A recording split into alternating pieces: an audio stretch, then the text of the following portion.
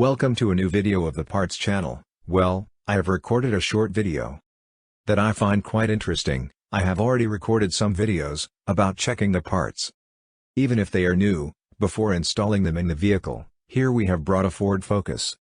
The vehicle had problems with the left rear brake caliper, since it was seized, and did not brake well, so, what he has done, has been to buy a new one. He has installed it.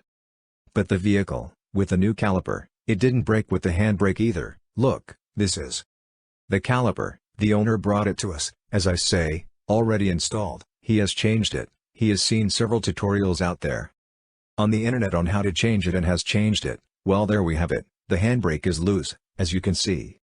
This would be the handbrake cable. Now it is loose. When you move it, look. There you are going to see that we move that crank, and that is the route that the parking brake cable would make, and that would cause the disc to be blocked, and it should break, because that movement, what it would do is push the piston against the brake pads. This one is new, as I say, it has been changed, and then, the owner did not explain why the vehicle did not stop with the handbrake on. Look here, as I say, the handbrake is off, and now I'm going to put the handbrake on this 2003 Ford Focus. Now we'll raise the handbrake lever and the cable would already be tense handbrake, and that should block the rear wheels. But you are going to see that despite this, and being the handbrake is in its maximum position, you see that the crank reaches the limit and it cannot be tightened more.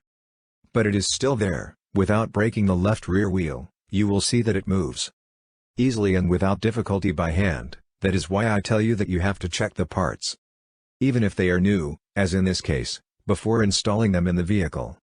This left rear brake caliper had a factory fault. Look, there it is. You see, when you press the caliper handle, the piston should move, okay?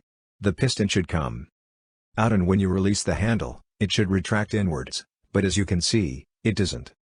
This caliper is new, but it comes defective from the factory, so this caliper does not work and it would have to be returned. But of course, here the problem is that in this vehicle, it was not necessary to change the caliper. I will explain to you the problem that this vehicle had. The failure that had is that due to dirt, the left rear brake caliper that the vehicle had seized up, and the only thing we had to do was lubricate it with oil, so that it would unlock, and reinstall it again in the vehicle, then, apply the handbrake, and remove it several times in a row, so that it lubricates the seized parts well and that the caliper works correctly again. There you will see that it is already on.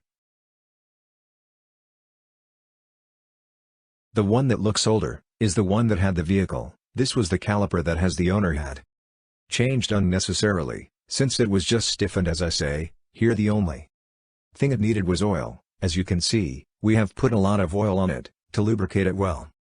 Especially at the back, and afterwards, we put the handbrake on and took it off and so on several times, and now you're going to see, we put a crowbar in it.